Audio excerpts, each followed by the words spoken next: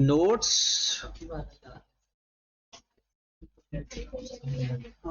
या डिस्क्लोजर्स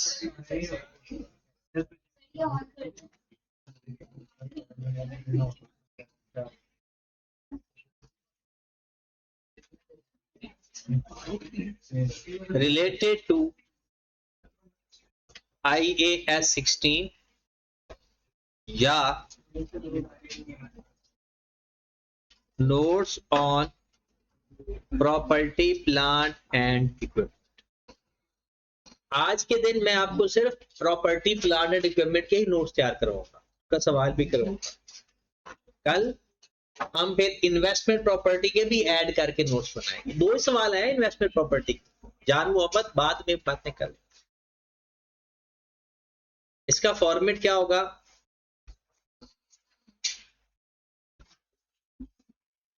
सबसे पहले आप नाम लिखोगे उस कंपनी का, notes to the financial statement,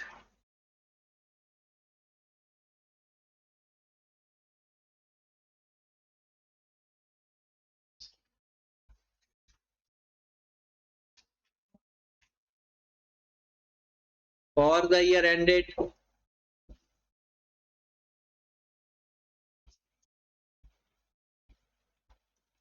आगे डेटा दे। उसी फॉर्मेट में करवाऊंगा जिस फॉर्मेट में हमने पेपर में सवाल हल करना है। लिखेंगे number 1 property, plant and equipment.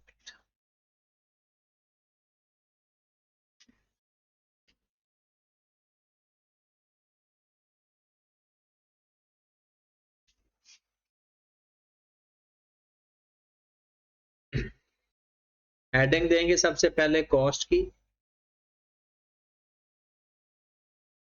आगे अपने एसेट के नाम लिखेंगे। सपोज आपके पास 3 एसेट हैं, एक पीपीई 1 है, पीपीई 2 है, पीपीई 3 है, और एंड पे लिख देंगे।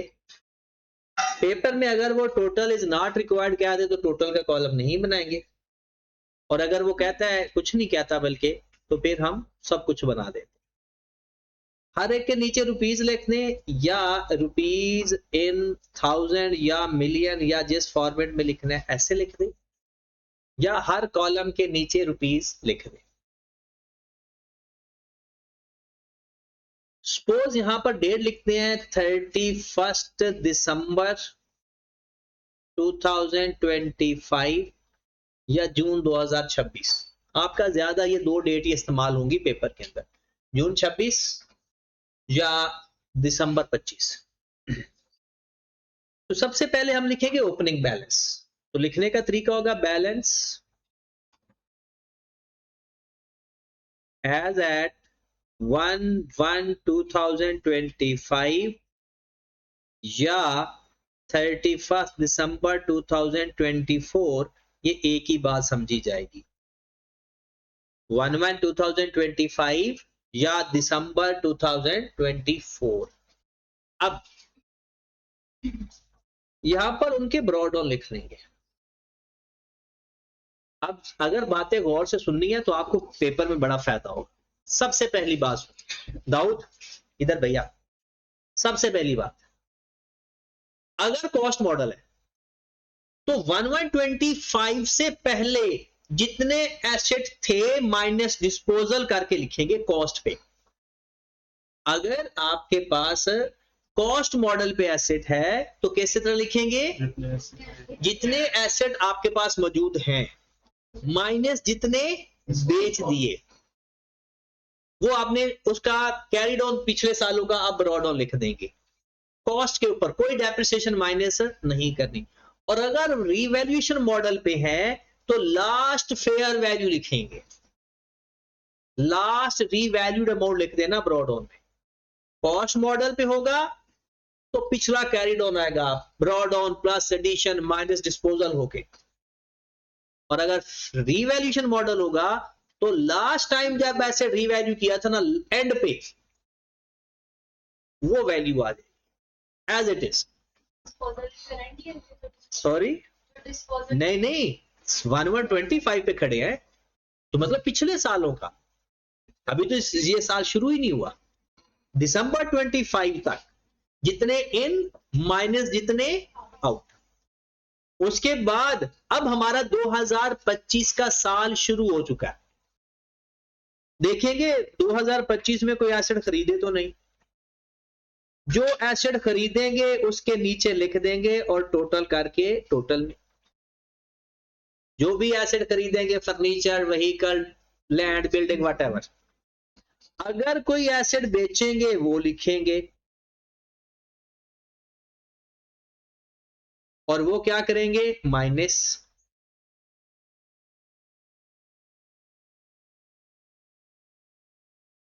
बना है ना ledger, brought plus addition minus disposal. उसके बाद आपने हर वो चीज लिखनी है जिससे आपका एसेट डेबिट हुआ हो या क्रेडिट हुआ। इन दो के बाद खरीदा तो डेबिट, बेचा तो क्रेडिट। तीसरी बात आती है एलिमिनेशन की एंट्री पास करें अगर एसेट रीवैल्यू हो तो, अक्यूमुलेटेड डेप्रिसिएशन डेबिट, पीपीई। अब सुने, अगर 2025 के साल में एसेट रीवैल्यू होगा तो दो हेडिंग आएंगी, एक एडजस्टमेंट ऑफ रीवैल्यूएशन इसे बोलते हैं, या एलिमिनेशन ऑफ अक्यूमुलेटेड डेप्रिसिएशन।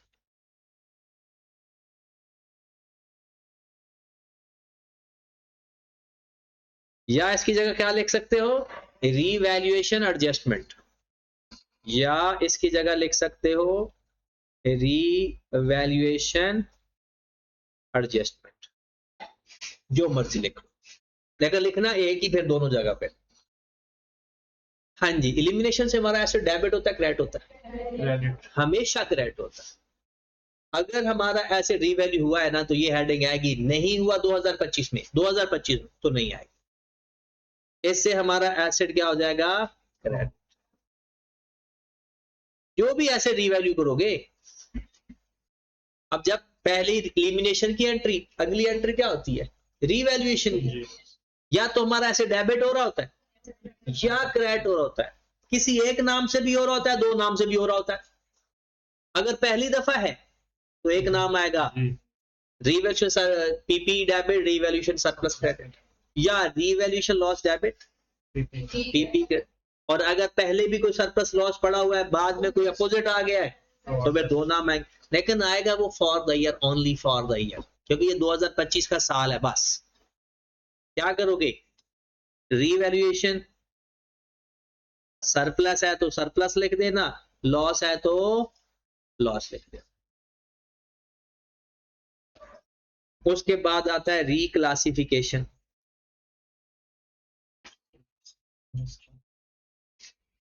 ये रिक्लासिफिकेशन क्या है, हमारा अपना कोई घर छोड़ के चला गया या किसी का घर छोड़ के हमारे पास आ गया, मतलब 40 से 16 या 16 से 40, मतलब चेंज एंड यूज। वो आपने पढ़ लिया होगा मेरे ख्याल में, लेक्चर 3 भी मैंने आपको शेयर किया है, उसके अंदर अगर आपने पढ़ा है। IS40 का लास्ट लेक्चर आज मिल जाएगा आप लोगों को, लास्ट, ठीक है, और फिर मैं उसकी मास्टर क्लास भेज दूंगा बाद। अभी मैंने आपको IS36 की मास्टर क्लास भेजी, IS36, ताकि वो आप रिवाइज कर लो, ठीक है। और फिर सारे सबकी ये हमारे पास जो 6 स्टैंडर्ड है ना, इन 6 की जब भी आपको टॉपिक पढ़ने लगो ना, आपने पहली काफी दिनों बाद पढ़ना है। IS16 की 2 मास्टर क्लासेस है, कॉस्ट मॉडल की अलग है, रिवर्शन मॉडल की अलग है, और बाकी सबकी एक एक है। रिक्लासिफिकेशन में क्या होगा, रिक्लासिफिकेशन, सपोज दैट हमारे पास कोई आ गया तो प्लस कर देंगे, और वही फॉर्मेलिटी उसको फेयर वैल्यू पर लाकर प्लस करेंगे, और अगर कोई चला गया तो उसको फेयर वैल्यू पर लाकर माइनस कर देंगे। ये हमारा कॉस्ट का लेजर कंप्लीट हुआ एक तरह से। कौन सा लेजर कंप्लीट हुआ, कॉस्ट का लेजर हमारा कंप्लीट हो गया। हमने क्या लिखा है, अगर लेजर बनाना आए तो यही है, ऐसे डेबिट हो रहा है तो डेबिट साइड पर, क्रेडिट हो रहा है तो क्लोज करेंगे। हम लिखेंगे बैलेंस एज एट 31 दिसंबर 25 प्लस माइनस करके लिख देंगे। ये हमारा एक पार्ट कंप्लीट हुआ, मतलब कौन सा लेजर कंप्लीट हो गया? कॉस्ट का। अब बनाने लगे, उसके बाद हेडिंग आ गई अक्यूमुलेटेड डेप्रिसिएशन की।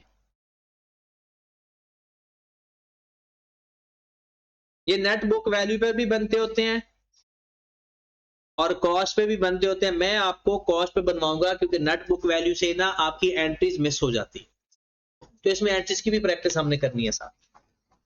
बैलेंस एट 1125 हर एक का अक्यूमुलेटेड डेप्रिसिएशन का बैलेंस आएगा साल के शुरू तक। साल के शुरू तक। अगर तो कॉस्ट मॉडल है तो पिछले उसके लेजर बना लेना, पिछले तमाम सालों की। और अगर तो रीवैल्यूएशन मॉडल है तो लास्ट रीवैल्यूएशन की डेट के बाद की जो डेप्रिसिएशन आई है ब्रॉडऑन में, बस वो आएगी, बाकी तो एलिमिनेट हो जाती है। लास्ट रीवैल्यूएशन के बाद अगर कोई डेप्रिसिएशन आई है उसको प्लस करके लिख दो ब्रॉडऑन के अंदर रीवैल्यूएशन मॉडल के केस में। और कॉस्ट मॉडल में क्या करें? पिछले सारे लेजर बनाने पड़ेंगे, पिछली सारी डेप्रिसिएशन फाइंड करनी पड़ेगी। और रीवैल्यूएशन मॉडल में कौन सी डेप्रिसिएशन फाइंड करेंगे? बस लास्ट फेयर वैल्यू के बाद। ये हमारे पास आ गया ब्रॉडऑन। उसके बाद लिखेंगे डेप्थ। हाँ, अगर आपने साल के शुरू में ऐसे रीवैल्यू किया तो पहले एलिमिनेशन लिखना, और अगर साल के एंड पे रीवैल्यू किया तो फिर पहले डेप्रिसिएशन लिखना। ऐसा होता है ना, हम अगर पहले डेप्रिसिएशन ले रहे हैं तो यहां पर पहले डेप्रिसिएशन की हेडिंग लिख देना, depreciation for the year. For the year भी लिखने की जरूरत नहीं, सिर्फ डेप्रिसिएशन, क्योंकि फॉर द ईयर तो ऊपर भी हमने लिखा हुआ है हेडिंग के अंदर, डेप्रिसिएशन बस। और अगर पहले रीवैल्यू किया है तो पहले एलिमिनेशन। एलिमिनेशन के दो नाम अब हम इस्तेमाल कर रहे हैं, एलिमिनेशन या revaluation adjustment. Elimination of accumulated. अब कहेंगे सर आपने ऊपर भी लिखा नीचे भी लिखा, वो ऊपर एसेट में से माइनस हुआ, अब अक्यूमुलेटेड डेप्रिसिएशन में से माइनस होगा। एंट्री क्या पास करते हो? Accumulated depreciation debit, PPE credit. तो पीपीई जब क्रेडिट होता है तो माइनस होता है, और अक्यूमुलेटेड डेप्रिसिएशन जब डेबिट होता है तो माइनस होता है।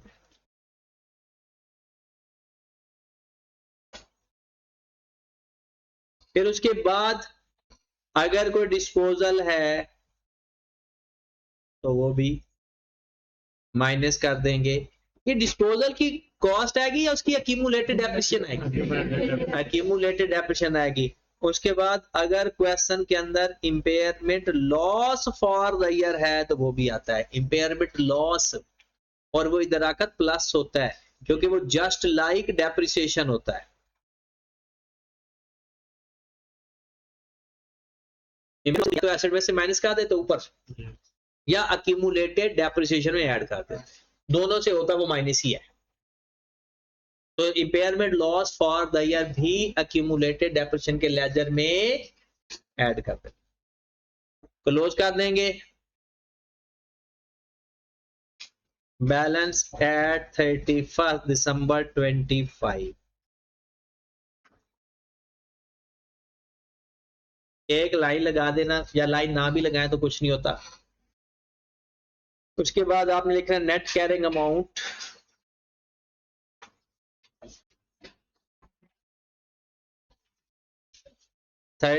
दिसंबर 25 फाइंड कर सकते हो।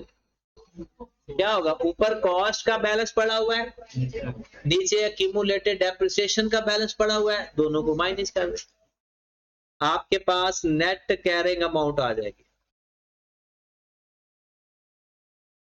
ओके, यहां तक तो हमारा था न्यूमेरिकल पोर्शन। हाँ, अगर वो कंपैरेटिव कहेगा तो पिछले साल का भी बनाएंगे और इस साल का भी बनाएंगे, दोनों को साथ साथ। कॉस्ट का पहले 24, अभी कहां से शुरू किया था? 1125 से शुरू किया था ना। कंपैरेटिव होता तो कहां से शुरू करते? 1124 नहीं आता इधर। गेन या लॉस ऑन डिस्पोजल नोट्स के अंदर, क्योंकि ये लेजर बन रहे हैं सिर्फ दो, एसिड का और अक्यूमुलेटेड एब्सोल्यूट जी। उसके बाद आप लिखेंगे मेजरमेंट बेस।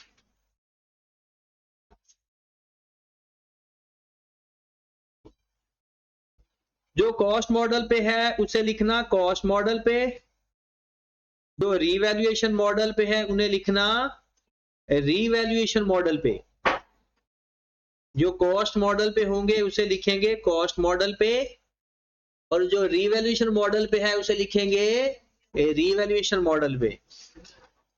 फिर उसके बाद लिखेंगे मेथड ऑफ डेप्रिसिएशन,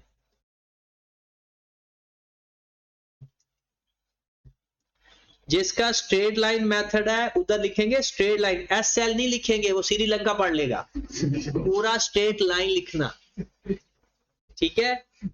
और जिसका स्ट्रेट लाइन है उसका स्ट्रेट लाइन, और जिसका WDV है उसका लिखना है रिड्यूसिंग बैलेंस। क्या लिखेंगे? Reducing balance. फिर लिखेंगे रेट या useful life.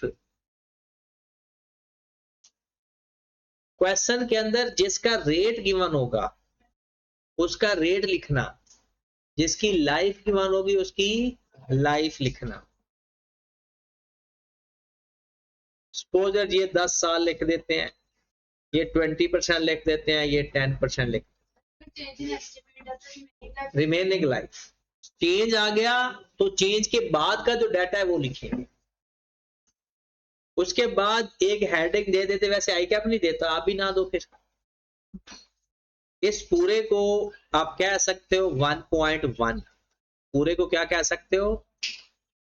Measurement based, method of depreciation, rate of useful, या इसको आप 1 PP पहले 1 लिखा, नाम भी लिखो कोई फर्क नहीं पड़ता। इन तीनों को क्या लिख सकते हो? 1.1, और आप लिखना 1.2। 1.2 पे आपने ना रीवैल्यूएशन मॉडल के डिस्क्लोजर लिखने होते हैं, याद है? 5 डिस्क्लोजर है उसके लिए, 5 डिस्क्लोजर है रीवैल्यूएशन मॉडल के। नंबर 1 डेट लिखना, effective date of revaluation. Number 2 independent valuer का नाम लिखना। Number 3 method and assumptions used to determine the fair value। Fair value के लिए कौन कौन से मेथड इस्तेमाल किए। नंबर 4 अगर ये एसेट कॉस्ट मॉडल पे होता, रीवैल्यूएशन मॉडल पे ना होता, तो उसकी कैरिंग अमाउंट कितनी होती। समझ लगी है? और last movement in revaluation surplus. But interesting बात यह है कि आई कैप आपके सजेस्टेड आंसर के अंदर मूवमेंट इन रीवैल्यूएशन सरप्लस नहीं लिखता। वो कहां था? वो 3 डिस्क्लोजर लिखता है बस, रीवैल्यूएशन के 3 डिस्क्लोजर लिखता है, तो आप भी 3 लिख सकते हो। हाँ, अगर वो पूछे कि डिस्क्लोजर बताओ हैं कितने, फिर 5 बताने। सवाल पूछे तो 3 से गुजारा चला लेना, डेट, इंडिपेंडेंट वैल्यूअर का नाम, और net book value at cost model. और अगर वो सवाल वैसे पूछे बताओ फेयर वैल्यू मॉडल में डिस्क्लोजर कितने हैं, तो हम 5 ही बताएंगे। वो एक effective date of revaluation, independent valuer who revalue the asset, which method and assumption used to determine the fair value, net carrying amount if it is at cost model, और मूवमेंट इन रीवैल्यूएशन सरप्लस। चलें जी, तो यहां पर हम लिखेंगे, लिखने का style देखें, PPE का नाम लिख देंगे, लैंड बिल्डिंग रीवैल्यूड एट 31 दिसंबर 2025। ये ना याद रखना, पेपर में वो डेट लिखनी है जिस पे वो रीवैल्यू कर रहा है। PPE revalued at December 25 by Mr. ABS is an independent valuer। ये लाइन लिख देना। वहां ABS की जगह क्या लिखेंगे? जो नाम आएगा। और अगर नाम नहीं आएगा तो फिर बस लिखेंगे बाय एन इंडिपेंडेंट वैल्यूअर। ये ना लिख देना, एबीएस का क्या मतलब होता है, आए बाएं शाएं, कोई हाल नहीं। नेक्स्ट, तो आपने पेपर में आए बाएं शाएं नहीं लिखना, बल्कि क्या लिख देना है, बाय एन इंडिपेंडेंट वैल्यू। एक और चीज लिखना, नेट कैरिंग अमाउंट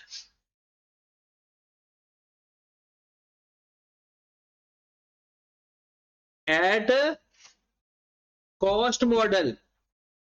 मतलब अगर ये एसेट रीवैल्यू ना होता, रिवैल्यूएशन मॉडल पे ना होता, तो उसकी नेट कैरिंग अमाउंट क्या होती। इसको हम कैसे कहते हैं भला, वो एक्चुअल कैरिंग अमाउंट में अगर उस साल पर सरप्लस पड़ा हो तो माइनस कर देते हैं, और अगर लॉस पड़ा हो तो प्लस करते हैं।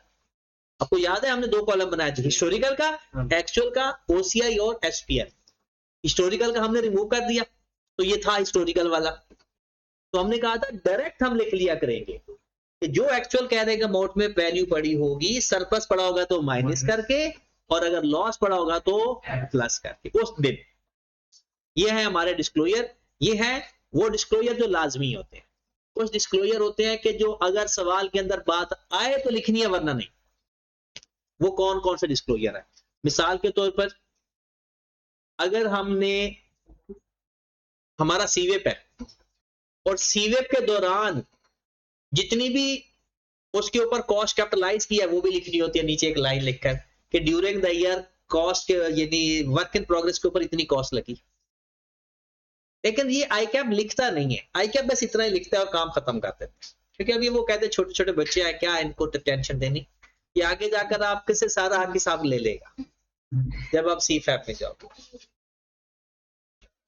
चले जी, एक सवाल करते हैं, बस एक, और जरा वापस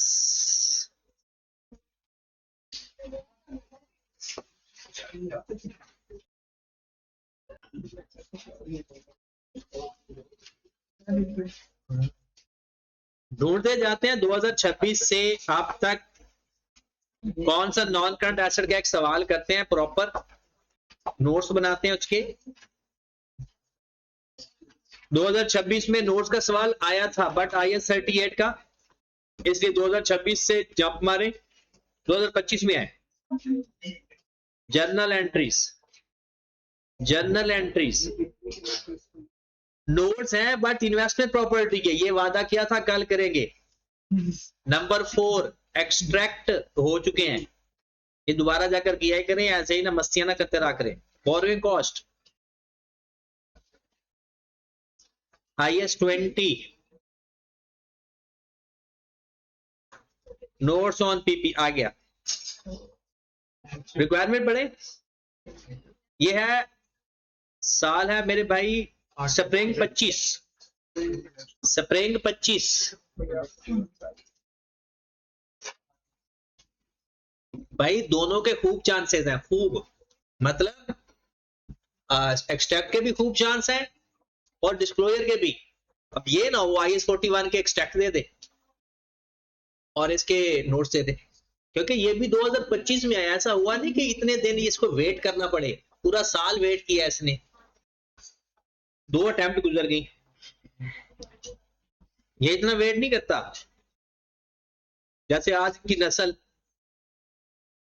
माँ बाप को जो डिमांड करे उनसे भी वेट नहीं होता आजकल। तो भी कहते हैं जो कहा है बस पूरा करें, और ये कहते हैं कि उनकी ये ड्यूटी है, कि हमारे माँ बाप की ड्यूटी है कि हमारी देखभाल रखना। और जब हम किसी काबिल हो जाते हैं ना, तो वो जब बुजुर्ग हो जाते हैं तो फिर हमें अपना फर्ज याद कम ही आता है। खवातीन को तो आता है, अल्लाह ताला ने माँ बाप के लिए खवातीन के दिल में बहुत मोहब्बत पैदा की। जितनी मर्जी निकम्मी खातून होती है अपने माँ बाप की खिदमत कर लेती है, लेकिन मसला मर्द हजरात का आता है, बड़ा मुश्किल हो जाता है।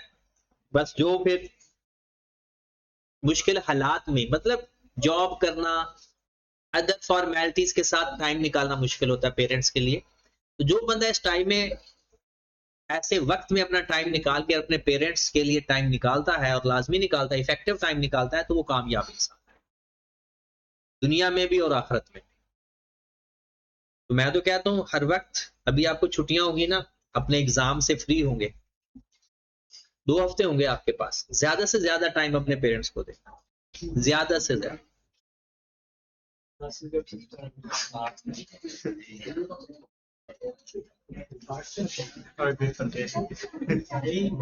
एक स्टूडेंट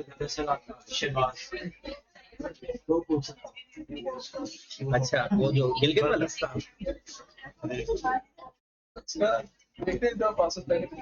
चले जी, वो इधर वापस, वो इधर बस करो, टाइम हमारा खत्म होने वाला है और सवाल आपने पूरा करना है। Note on property, plant and equipment for inclusion in statement of financial statement for the year ended December 2024. Comparative figure and total column are not required. Number है इसके 16। फिर उसके बाद अदर इंफॉर्मेशन पढ़ो। The cost model is used for the subsequent measurement for all PPE except for, बस करो यार, except the building which is measured at revaluation model। सारे पीपीई कॉस्ट मॉडल पे है, फैक्ट्री बिल्डिंग रिवैल्यूएशन मॉडल पे है। Depreciation is charge on all asset using reducing balance method 15% except for the building which is useful life, straight life. Number 3, CKL accounts for revaluation using the net replacement value method and transfer the maximum possible amount for surplus to retained earning on annual basis। और हम normally यही करते हैं। एक और तरीका होता है एनुअल बेसिस पे ना करना, मतलब फिर वो एक्सेस डिडक्शन की एंट्री पास ना करना, वो मेथड होता है। साइलेंट हो और लिखा हो तो हम अपने तरीके पे जाएंगे, अगर वो ये लिख दे कि हमने एनुअल बेस पे नहीं करना तो एक्सेस डिडक्शन की एंट्री पास नहीं करनी। अब आ जाएं, मैंने आपको क्या बताई थी एक बात, एक्सट्रैक्ट का सवाल हो या नोट्स का, 90% 3 एसेट आते हैं, हम उसको अलग अलग पकड़ो और सवाल हल करो, हर एसेट को अलग। सबसे पहले पेपर में वो पकड़ना जो आपको आता है, उसको पहले पकड़ लेना। 3 कॉलम बनाएंगे ना, तीसरा कॉलम पहले फिल कर लेना। जैसे यहां पर तीसरा कॉलम में कहता है 20 व्हीकल है और कुछ खरीदे हैं कुछ बेचे हैं, खत्म। लेकिन अभी तो हम सवाल करने लगे हैं ना। Factory building was acquired on 1121। आपका और हमारा साल कौन सा है? दिसंबर 24। जरा खामोशी। अब 1121 को एसेट खरीदा 125 मिलियन का, जिसकी लाइफ थी 10 साल। Revalued amount of the factory building December 2022 and 24 110 million और 70 मिलियन। सवाल हमारा खत्म हो गया। इसकी कर लेते वर्किंग और इसको एज इट इज वहां से अपनी चीजें उठाकर एक्सट्रैक्ट बनाना है तो एक्सट्रैक्ट में लिख देंगे, जनरल एंट्री पास करनी है तो जनरल एंट्री पास कर देंगे, और नोट्स बनाने हैं तो नोट्स बना देंगे। बट इसकी वर्किंग का स्टाइल एक ही है। और मजे की बात है, नोट्स का सवाल अगर आपको नहीं भी आता ना, फिर भी आधे नंबर आ जाते हैं। फॉर्मेट लिखकर आ जाओ, जो समझ आती है फिल कर दो। फिर ये ना कहना नोट्स खाली लिखे तो कितने नंबर आए। पहले लिखेंगे नाम, फॉर्मेट लिख कर ना वैल्यू साथ साथ पुट कर देना। जो हेडिंग लिख रहे हो ना, जो वैल्यू सामने नजर आ रही है, अब ब्रॉड ऑन में तो नहीं, डायरेक्ट लिख सकते हैं ना जी। नाम, notes to the financial statement, ये सवाल करना शुरू कर दिया मैंने। Notes to the financial statement for the year ended दिसंबर 24। कंपैरेटिव है नहीं। नंबर 1 पीपीई कॉस्ट में हमारे पास एक फैक्ट्री बिल्डिंग है,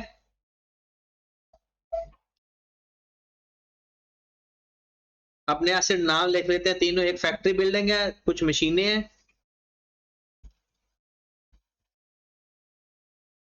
और व्हीकल है, और उसने मना कर दिया टोटल का कॉलम लिखने से।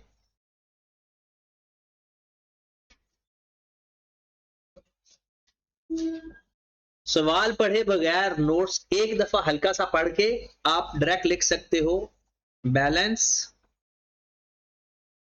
at 1124 addition, disposal,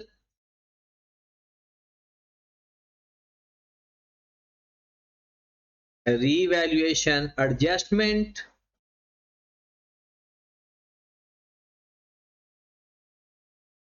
रिवैल्यूएशन के एक या दो लाइनें छोड़ के लिखा, एक लाइन छोड़ दिया करो क्योंकि हो सकता है दो नंबर लिखने पड़े हमें। क्वेश्चन के अंदर रिक्लासिफिकेशन है ही नहीं, क्वेश्चन के अंदर रिक्लासिफिकेशन तो नहीं लिखेंगे। बैलेंस दिसंबर 24, फिर हेडिंग देंगे अक्यूमुलेटेड डेप्रिसिएशन की। अक्यूमुलेटेड डेप्रिसिएशन में सबसे पहले लिखेंगे बैलेंस एट 1124, साल के एंड पे डेप्रिसिएशन आ रही है तो पहले डेप्रिसिएशन फिर एलिमिनेशन। एलिमिनेशन का हमने नाम लिखा है रिवैल्यूएशन एडजस्टमेंट। अगर कोई एसेट बेचेंगे तो उसकी accumulated depreciation, impairment loss, balance at December 24। ये सिर्फ ये एज इट इज हमेशा एक आधी लाइन का फर्क आता है, एडिशन डिलीशन। जैसे रिक्लासिफिकेशन मैंने नहीं लिखा, हो सकता है इम्पेयरमेंट लॉस ना हो, तो यहां पर ना एक जगह छोड़ दिया करें, एक लाइन छोड़ दिया करें, अगर हो तो लिख देना, लिखकर मिटाना नहीं है।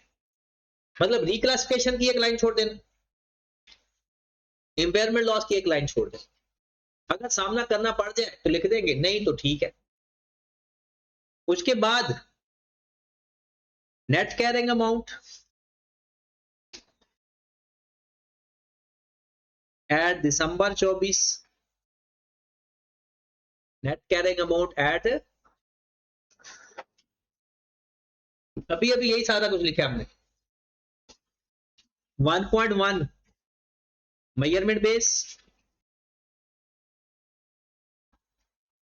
यहां से हम लिख सकते हैं फैक्ट्री बिल्डिंग है रिवैल्यूएशन मॉडल पे, बाकी सारे हैं उसने खुद कहा है।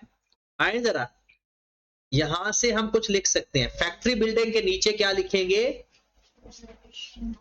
रिवैल्यूएशन मॉडल, बाकी दोनों के नीचे कॉस्ट मॉडल। उसके बाद मेथड ऑफ डेप्रिसिएशन, ये भी उसने बताया हुआ था इंफॉर्मेशन में, ये हम फेल करते जाते हैं।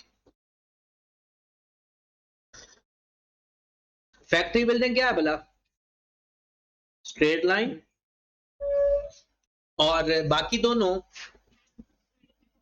Reducing balance.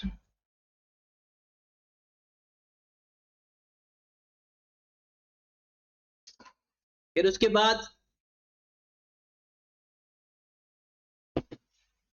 यूजफुल लाइफ या रेट। बताओ जरा क्वेश्चन पढ़ के, लाइफ इसकी 10 साल बताई हुई है, कुछ नहीं बताया हो तो 10 साल लिख देते हैं। और मशीन का रेट है, डेप्रिसिएशन है, मैथ लाइफ है या रेट है, रेट है।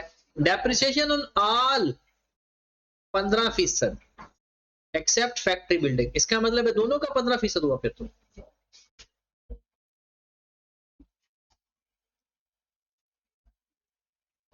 उसके बाद अच्छा उसने बताया है कि आपकी फैक्ट्री बिल्डिंग को कौन बंदा रीवैल्यू करके गया है, नहीं बताया, तो हम क्या लिखेंगे, एबीएस, हम लिखेंगे फैक्ट्री बिल्डिंग रीवैल्यूड एट 31 दिसंबर 2024, क्योंकि और तो कोई है ही नहीं ना, by an independent valuer, पे लिखेंगे net carrying amount if factory building at cost model rupees, और आगे तो अभी ये हमारा फ्रेम बन गया। मतलब जो सवाल में लिखा हुआ था ना, और भी बहुत कुछ चीजें थी जो लिख सकते थे, बट जो सीधी सीधी चीजें वो ये है। अब हमने फिल इन द ब्लैंक्स, अब हमने एक एसिड पकड़ना है, उसको सारा फिल कर लेना, फिर दूसरा एसिड पकड़ना है, उसको फिल करेंगे वन बाय वन। सब जो नहीं आएगा उसका जितना कुछ आएगा वो लिख दे।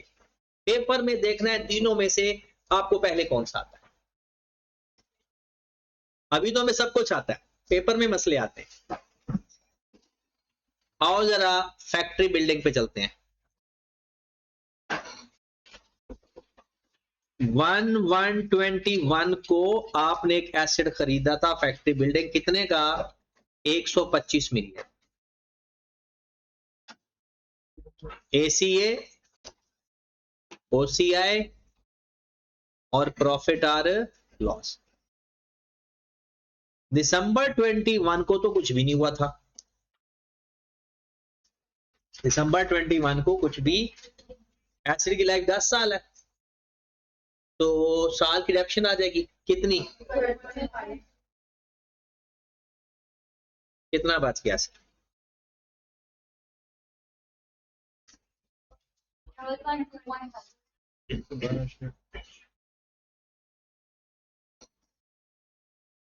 जी, दिसंबर 22 के अंदर हमारा ऐसे रीवैल्यू हुआ है, और हो के कितना हो गया? 110 मिलियन का। बताओ पहले डेप्रिसिएशन या पहले रीवैल्यूएशन? पहले डेप्रिसिएशन, पहले डेप्रिसिएशन। तो दिसंबर 22 12.100,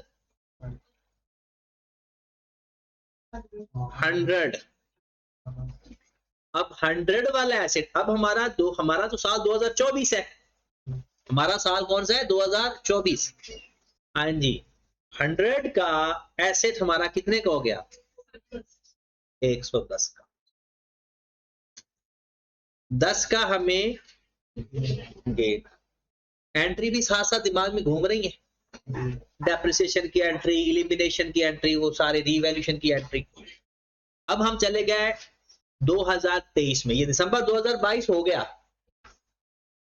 अब हम चले गए 2000, अब कहेंगे सर डेप्रिशिएट कर ले, डेप्रिशिएट हो चुका है दिसंबर 23। ये किस पे डिवाइड होगा? और ये भी किस पे डिवाइड हो गया? हाँ जी, 110 को 8 पे डिवाइड कर,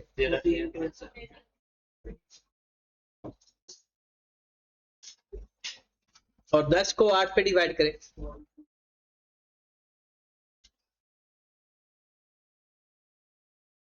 अगर कोई बंदा गलती से आपको 2023 की एंट्री पूछ ले तो क्या होगा? 2023 की एंट्री एक डेप्रिसिएशन की और एक एक्सेस डेप्रिसिएशन। जी बताएं कितना? 110 में से 13.75 माइनस कितना? 96.25, 8.7। ओके होगी बात यहां तक? आगे बढ़े। अब हमारा साल आ गया, क्या रहे? हमारा साल आ चुका है। सबसे पहले डेप्रिसिएशन 13.75, 1.25, कितनी बचत हुई?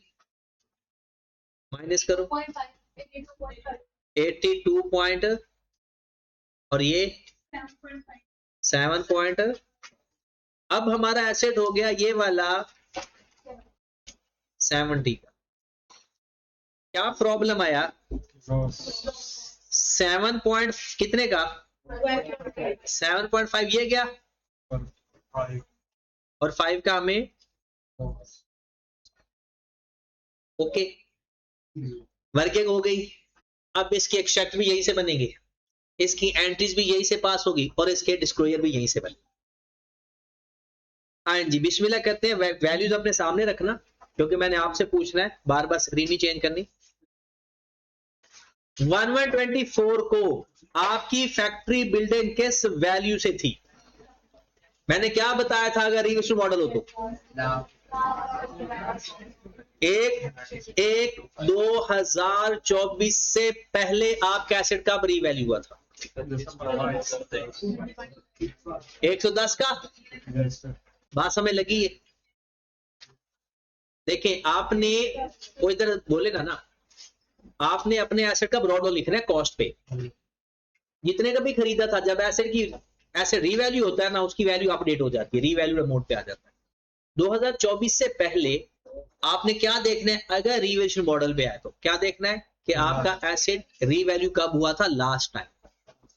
लास्ट टाइम कब रीवैल्यू हुआ था? दिसंबर 22। और कितने का हुआ था? 110। इसके बाद की जो डेप्रिसिएशन आएगी वो अक्यूमुलेटेड एक्शन में चली जाएगी। अब क्या कोई नई फैक्ट्री बिल्डिंग खरीदी? कोई फैक्ट्री बिल्डिंग बेची 2024 में? क्या 2000, अब मेरे अल्फाजों पर गौर करना, दोबारा सुनना। 2024 में ओपनिंग बैलेंस कितना था? 110। 2024 में कोई एसेट खरीदा, कोई बेचा, फैक्ट्री बिल्डिंग, क्या रीवैल्यू हुआ 2024 में? हुआ। अब 2024 में आओ जरा वापस वर्किंग पे। आपका एसेट रीवैल्यू हो रहा है ये जो निशान लगाया हुआ है।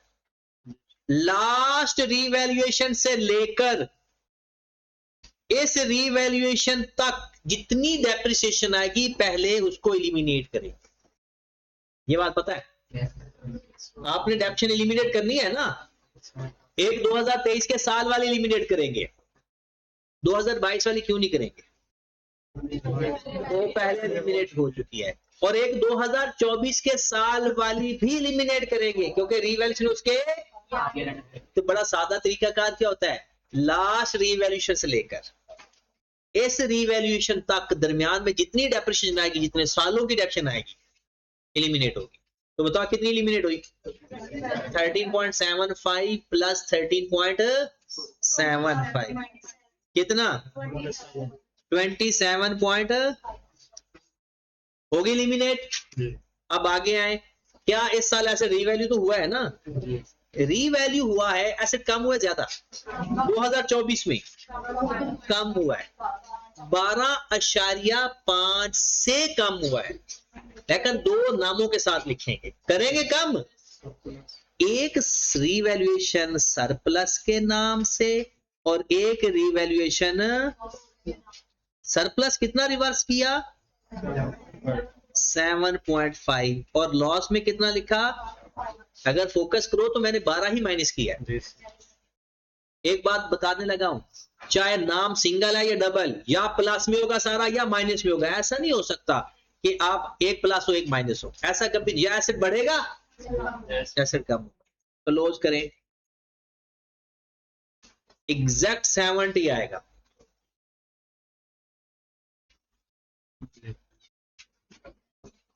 करंट रीवैल्यूएशन आती है साल के शुरू में लास्ट रीवैल्यूएशन और साल के एंड पे करंट रीवैल्यूएशन।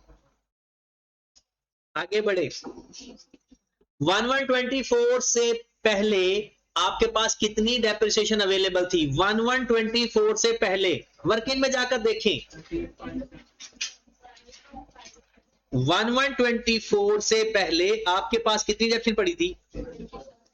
13.75। आप कहेंगे सारी पिछली तो जो एलिमिनेट हो जाती है ना वो तो खत्म हो जाती है। लास्ट रीवैल्यूएशन से लेकर हमारे साल के शुरू तक को ब्रॉडन कहते हैं। ब्रॉडन कहां तक आएगा? 1124 तक आएगा। तो कितना ब्रॉडन आ गया?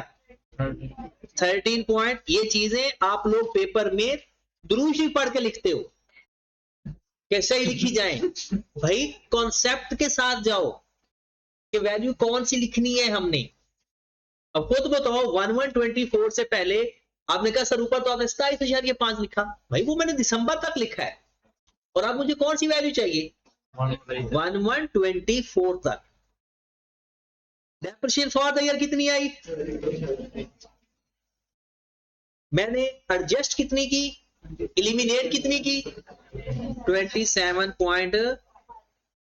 क्या फैक्ट्री बिल्डिंग बेची थी, क्या उसका इंपेयरमेंट लॉस आया था, आप मुझे बताएं इसकी डेप्रिसिएशन कितनी आई। और आपको पता है जब साल के एंड पे रीवैल्यू होता है ना, उस साल डेप्रिसिएशन खत्म हो जाती है, इलिमिनेट हो जाती है। बढ़ देते हैं आगे, कदम नहीं रोकने, आगे बढ़े। हाँ जी बताइएगा जरा, आखिरी अमाउंट जाए वर्किंग पे।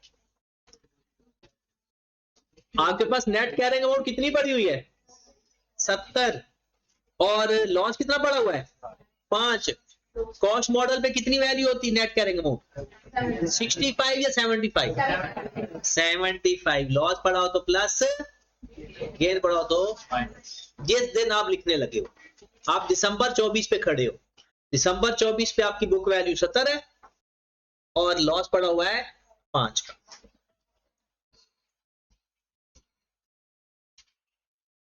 इसके साथ ही आपका शो खत्म हो गया फैक्ट्री बिल्डिंग।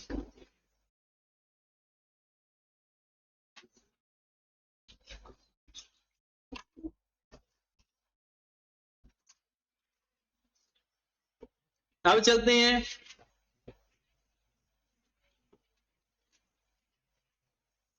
मशीनों पे।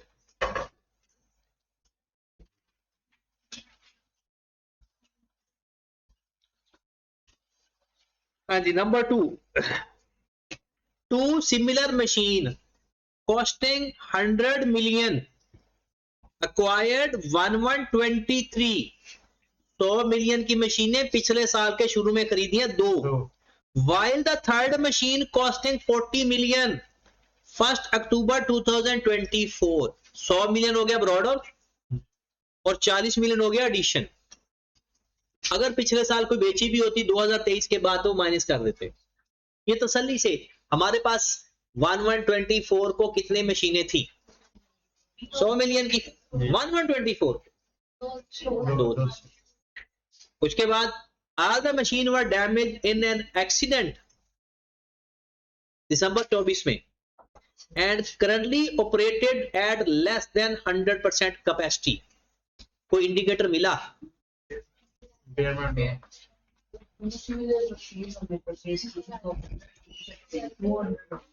हाँ जी 200 ही आएगा, 200 ही आएगा। उसके बाद CKL plans to repair them in a coming month। अगले महीने उन्होंने ये चीज आ गई इंपेयरमेंट के लिए, उसने टेबल दे दिया, लोग परेशान हो गए। हालांकि ये टेबल हमारी सहूलत के लिए था। क्या था, value in use, in current condition, in repair condition. कौन सी लेंगे, इसको फिर क्रॉस कर दे। Fair value less cost to sell, current condition, repair condition. लो जी, higher of value in use and fair value, ये हमारे पास आ जाएगी रिकवरेबल अमाउंट। इंपेयरमेंट लॉस लगाते वक्त क्या करते होते हैं, कौन सी 2 वैल्यू चाहिए होती है, carrying amount, recoverable amount. Carrying amount, recoverable amount. Carrying amount हम क्वेश्चन से फाइंड कर लेंगे और रिकवरेबल अमाउंट यहां से मिल गई। तो ये काम वर्किंग में करके हम अपना काम कर लेते हैं। आए जरा, सबसे पहले तो मुझे बताएं ब्रॉड ऑन कितना था, 200। एडिशन कितना था, 40। डिस्पोजल है नहीं, रीवैल्यूएशन है नहीं। 240 का हमारा ये खत्म भी हो गया। ब्रॉडन लिखा, एडिशन लिखा, डिस्पोजल लिखा, रीवैल्यूएशन मॉडल पे ये है नहीं। आप में से कौन बंदा मुझे इसकी डेप्रिसिएशन का ब्रॉडन बता सकता है? 15% रेट है, डायरेक्ट बताओ। 15% रेट है, 1123 को खरीदे हैं, 100 की एक मशीन खरीदी है, 30 और 40 के ऊपर तो डेप्रिसिएशन फॉर नहीं आएगा ना ब्रॉड ऑन। 100 मिलियन की एक मशीन, 200 की टोटल मशीनें और 1 साल की डेप्रिसिएशन, समय लग गई 30। अब फाइंड करते हैं depreciation for the year, depreciation for the year. Okay होगी बात। यहां पर थोड़ा सी परेशानी कुछ आ सकती है स्टूडेंट्स को, लेकिन हमने सिंपल क्या करना है, अपने रूल्स पे जाना है। सबसे पहले फाइंड करेंगे 3 मशीनें, कैरिंग अमाउंट, रिकवरेबल अमाउंट और इंपेयरमेंट लॉस। अगर है तो machine 1, machine 2, machine 3। Carrying amount find करें जी। दिसंबर 2024 को कैरिंग अमाउंट, दिसंबर 2024 को कैरिंग अमाउंट फाइंड करें।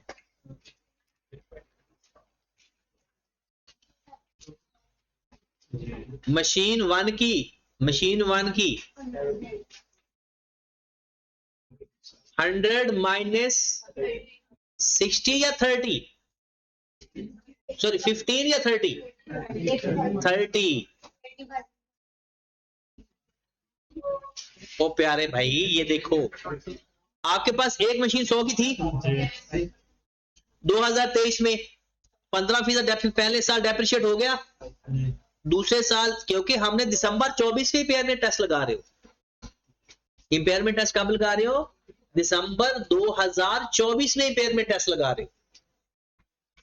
रिड्यूसिंग बैलेंस नहीं है सर? सो रिड्यूसिंग बैलेंस है, तो पीछे आपने आप लिखवा दिया था, मुझे पूरा आना था। 100 15 माइनस किया 85 और 72.5 और इसका 15% ले,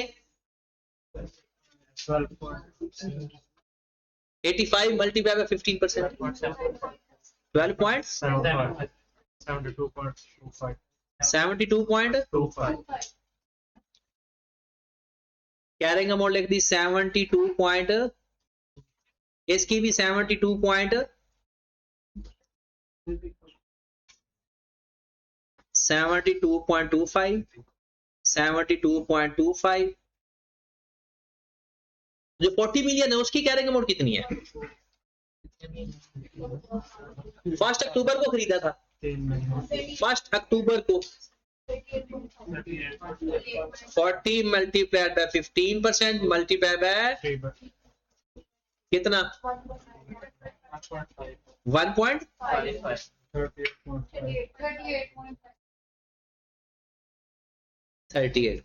चले जी। अच्छा पेपर ये मिक्स आता है और हमने हर एक को उस स्टैंडर्ड के हिसाब से हल करना है जिस स्टैंडर्ड का वो हिस्सा है। इंपेयरमेंट का टेस्ट लगाना था, आपने ये नहीं सोचना डिस्क्लोजर बनेगा, जनरल एंट्री पास करनी है, कुछ भी करना हो, आप पहले उसकी कैरिंग अमाउंट और रिकवरेबल अमाउंट फाइंड करो। हाँ जी, रिकवरेबल अमाउंट कितनी है दाऊद? रिकवरेबल अमाउंट कितनी है मशीन 1 की? Higher of value in use and, तो मशीन 1 की कितनी रिकवरेबल अमाउंट हुई? 60। मशीन 2 की, मशीन 3 की तो 60, 75, 35। बताओ पहले ऐसे डिपेयर हुआ या नहीं? इंपेयरमेंट का क्या तरीका होता है? अगर कैरिंग अमाउंट एक्सीड कर जाए, अगर ये ग्रेटर देन हो तब इंपेयर होता है, वरना इंपेयर नहीं होता। तो कर गया एक्सीड कितने से? 12 पॉइंट, दूसरा नहीं हुआ इंपेयर, तीसरा 3 पॉइंट, टोटल इंपेयरमेंट लॉस कितना आ गया? 15 पॉइंट।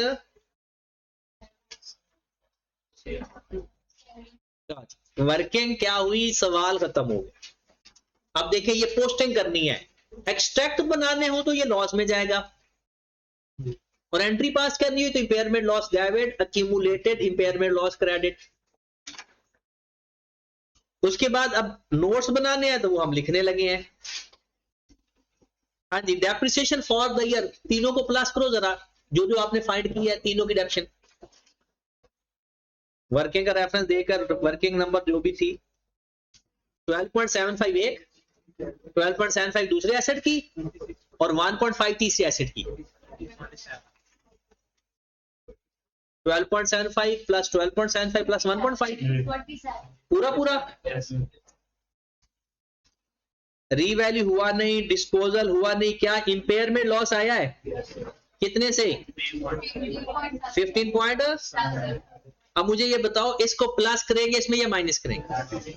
इंपेयरमेंट लॉस प्लस होता है तो बताया टोटल कितना आ गया? 30 प्लस 27 प्लस 15.75 72 पॉइंट। इसको खत्म करके चलते हैं। मुझे बताओ इनकी बुक वैल्यू कितनी आ गई? नेट कैरिंग अमाउंट इसकी तो 70 थी ना जी।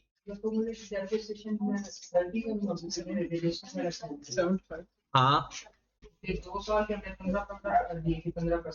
2 सालों की नहीं है, 2 मशीनों की है, 1 साल की। 2023 में खरीदा था 2 मशीनें 200 की, 15% आ गया 30, तो 1124 को वो 30 लिखा।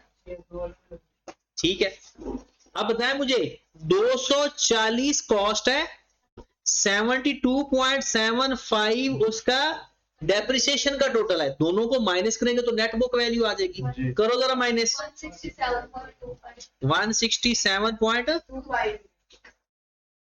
लो जी, मशीनें सारी पूरी हो गई, मशीनों का और कोई चक्कर नहीं, बस लास्ट। हर एसिड को अलग अलग हल करना, और पेपर में कभी कभी ऐसा आता है कि हम एक एसिड हल करके पूरा करते हैं, हमें लगता है सवाल पूरा हो गया, हम अगले सवाल पे चले जाते हैं। हर सवाल अलग अलग जरूर है लेकिन हिस्सा एक ही क्वेश्चन का है। 20 similar vehicle costing 1.5 million each acquired on 11/22 June 2024 dispose 2 vehicle to the employees at 70% of its original cost। अब डिस्पोजल भी आ गया, 20 एडिशन तो है नहीं, 20 को मल्टीप्लाई किया 5 से, 100 मिलियन की मशीनें आपके साल के शुरू में पड़ी थी।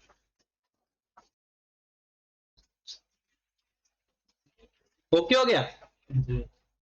एडिशन कोई नहीं हुआ साल के दौरान, डिस्पोजल हुआ है 2 मशीनों का 10, क्योंकि एक 5 मिलियन की है, कोई रीवैल्यूएशन नहीं हुई तो आ गया। ये बात समझ लगी? और जितने के एसेट थे प्लस माइनस एडिशन डिस्पोजल, इसकी कोई एक्यूमुलेटेड एक्शन बता सकता है? 15% रेट है। 1122 को खरीदे थे, 1122 को, तब कोई नहीं बेचा। मल्टीप्लायर बाय 15%, कितना आ गया? 1585 मल्टीप्लाई बाय 15%, 12 पॉइंट। बताओ बुक वैल्यू भी बता दो, आगे काम आएगी हमें। 72 पॉइंट। हाँ जी, बताया एक्यूमुलेटेड डेप्रिसिएशन साल के शुरू में कितनी? 27.7। Depreciation for the year find करने का तरीका आता है, depreciation for the year, brought on minus disposal, फिर डिस्पोजल, फिर एडिशन, सेम वही format. Depreciation for the year, brought on बता सकते हो? 72 पॉइंट ब्रॉड ऑन की बुक वैल्यू माइनस डिस्पोजल की बुक वैल्यू, 2 मशीनें हैं जो बेची हैं। 72.25 ये 20 मशीनें, और हमें चाहिए 2 मशीनों की book value, given over given multiplied by, ये जो बुक वैल्यू गिवन है ये कितनी मशीनों की है? 20 मशीन, सारी एक जैसी हैं, और हमें कितनी मशीनों की चाहिए?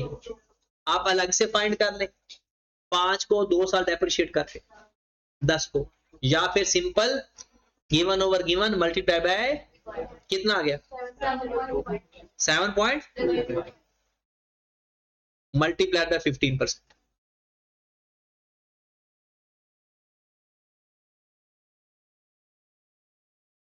9.7.225 मल्टीप्लाइड बाय 15% मल्टीप्लाइड बाय कितने दिनों बाद बेची है मशीन?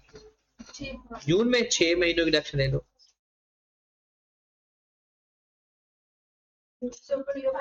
कितना? 0.54।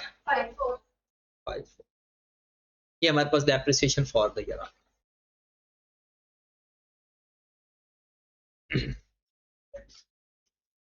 9.75 प्लस 0.54 10 पॉइंट। अच्छा जरा थोड़े जीनियस बने। अच्छा कितना आ गया टोटल? 10.2529। रिवैल्यूएशन इसकी हुई नहीं। जो हमने ऐसे दो बेचे उसकी कोई एक्यूमुलेटेड एक्शन बता सकता है दोनों की? कोई डायरेक्ट कोई कैलकुलेशन किए बगैर 27.75 डिवाइडेड बाय 20 मल्टीप्लाइड बाय 2, इसका आंसर कितना आ रहा है? 27.75 डिवाइडेड बाय 20 मल्टीप्लाइड बाय 2,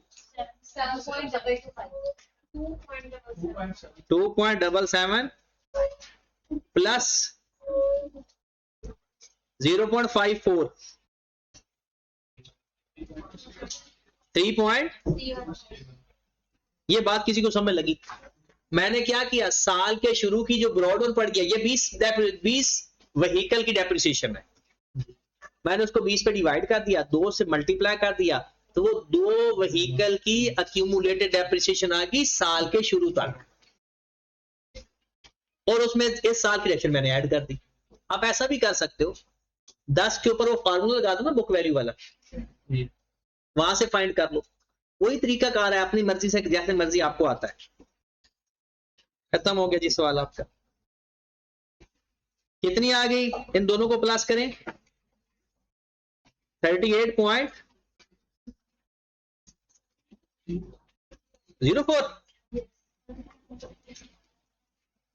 90 में से 38.04 माइनस कर दें, 90 माइनस 38.04,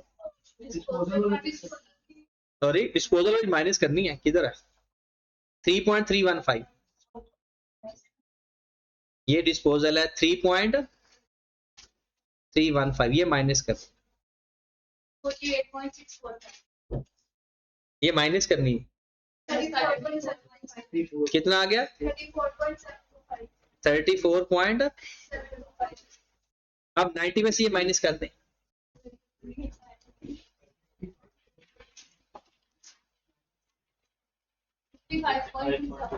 50। चले, ये आपके नोट्स पूरे हो गए।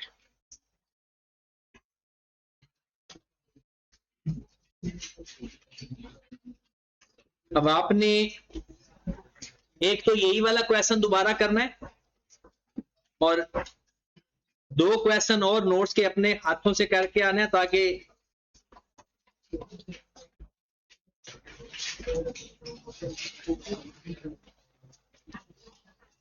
स्प्रिंग 2024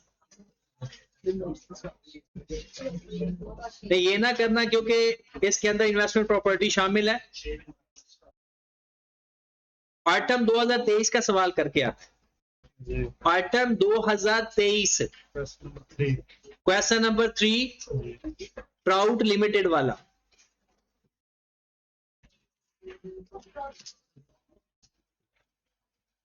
ये मैं भी आपको करवाऊंगा कि सिर्फ आप नहीं करोगे, मैं आपको हल करवाऊंगा, लेकिन आपने एक दफा करके आना है।